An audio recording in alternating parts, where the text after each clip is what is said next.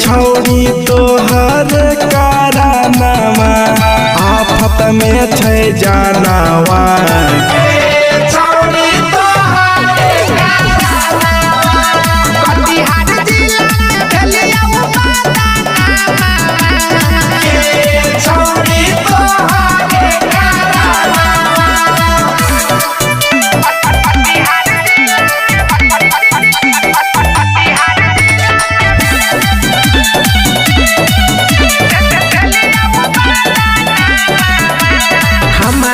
ऊपर केस भेलै तोहारे कारण गे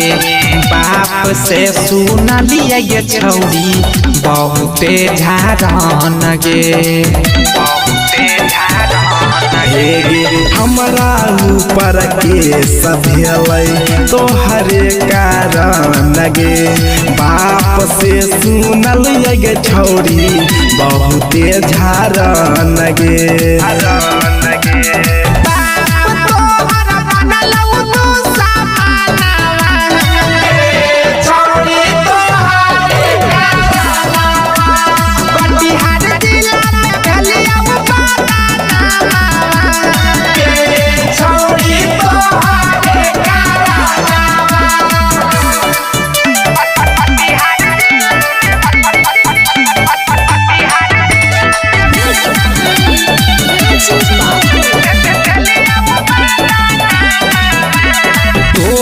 चलते जाइले पड़ते